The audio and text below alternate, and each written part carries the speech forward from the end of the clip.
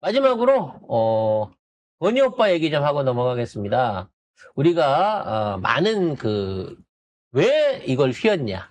그러니까 왜 고속도로 종점을 변경을 했냐라는 얘기를 들고 선산에 있는 땅 때문에 그랬나? 아니면 뭐 사돈 부동산이 있어서 그랬나? 뭐 여러 가지 의혹들이 많이 있었습니다만 가장 강력한 원인으로 볼 수 있는 증거가 이번에 나타났습니다.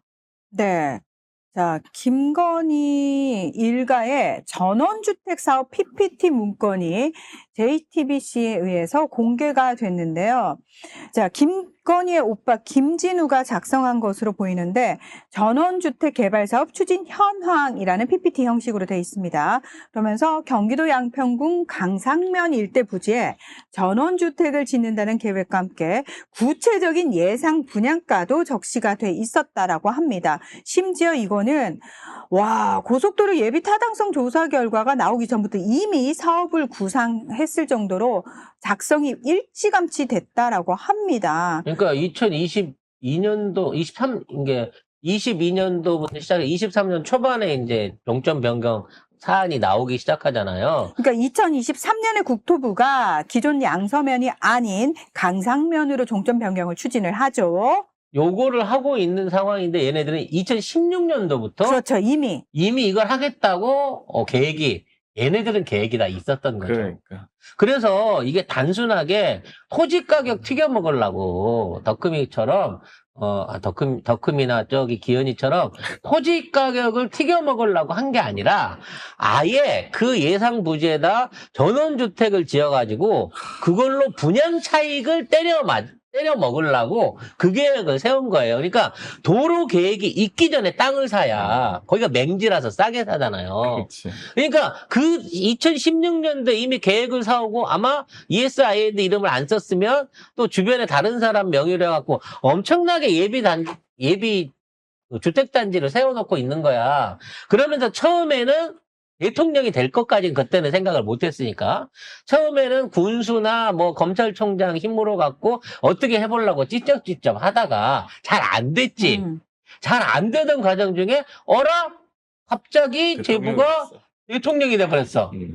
그러자마자 바로 인수위 차원에서 애들 다 긁어 모아갖고 우리 오빠 큰 사업 하셔야 되니까 땅은 이미 사놨을 거야 아마. 나중에 이게 뒤져놓고 보면 이 정도 변경안을 몰아붙인 거 보면 차명으로 저 예정제 땅 샀다고 봐야 돼요. 저 상황을 해주기 위해서 무대뽀로 몰아붙인 거예요. 오빠 사업이었던 거지 이게. 아이고야. 이게 2016년도에 만들어지고 2020년에 수정이 됐는데 너무 충격적이게도 예비 타당성 평가를 통과할 예정이라고 아예 떡하니 표시가 돼 있었대요. 지들이 어떻게 알고 고속도로 예비 타당성 평가가 통과될 거라고 얘기했다는 거야. 그러니까 얘네들은 맹지인 땅에서 땅을 사면서 2020년도부터 이미 고속도로는 내가 휘게 만든다라고 하는 계획을 갖고 있었던 거야. 엄청나. 참 무서운 세상입니다. 어쩌면은 대통령이 안 됐으면은 검찰총장일 때 또는 검찰 내에서 수뇌부일 때 요거를 통과시키려고 했을 가능성이 크네요. 맞아요. 계속 시도를 했어요. 네. 근데 끝까지 못 바꾼 이유는 뭐다? 조선일보 때문이라는 거지. 응? 내가 늘 얘기하잖아. 조선일보가 모든 사안에 대해서 건의편을 드는데 유일하게 안 드는 게 이게 고속도로예요. 그럼 뭐겠어요? 원래 기존 양서면 종점에 조선일보 땅이 있다고. 어? 이것만 불꽃 튀기는 거는 그것밖에 없는 거예요. 아무튼 어차피 중요한 단서가 나왔으니까 얘는 그냥 사업 구상 차원에서 아이디어 차원이라고 하는데. 인터넷 보고 그냥 만들었어요. 대출 좀 받으려고. 근데 어떻게 알아? 이런 PPT 문건, 즉 은행에 낼 PPT 문건 이런 거 하나 만드는데 부동산 전문 업체가 나서 갖고 해도 최소한 3, 4천 돈 들여야 만드는 거예요. 그 세금 안 내려고, 개발 부담금 안 내려고, 그렇게 영수증을 속이고, 땅값을 속이고, 불법 문서 조작을 하는 새끼들이 대책 없이, 내가 한번 기분 좋게 그림이나 한번 그려보려고 내가 이 PPT를 썼어. 이거를 전문가들 불러갖고 만들었어. 이 말을 믿으라는 거야?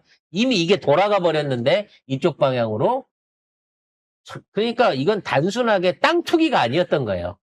야, 일종의 하나의 전원단지 타운을 만들어서 거대 수백억을, 사기네, 사기. 수백 수천억을 해먹을 계산을 세우고 애초부터 고속도로를 10년 전부터 돌리려고 했던 거야, 이 새끼들은.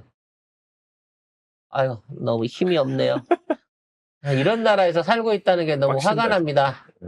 이런 와중에 왜 김병기 욕 안 해주냐, 뭐 여러 가지 국내 정치 관련해서 궁금해 하시는 분들도 있을 텐데, 김병기에 대해서는 저희가 오래전부터 그 문제 있다는 얘기 했고요. 관련한 내용들 저희도 다시 정리할 수 있겠습니다만, 어차피 여러분 보고 계신 것처럼 지금 모두 다 그 김병기가 저쪽에 밀정이고 낙지의 보강이며, 지금 얘네들이 어떻게든 원내대표 자리를 차지해가지고, 낙지계가 차지해가지고 법사위를 넘겨줄 구상을 세우고 있는 것 같습니다.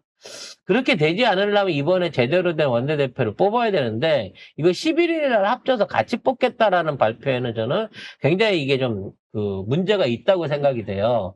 그래서 최고위원 보고를 먼저 해놓고 좀 더 시간을 가지고 원내대표 선출에 대한 것들은 좀 시간을 좀 가져야 된다. 대통령 돌아오고 나신 다음에 원내대표 선출 문제 해결하자라는 부분인 거고요.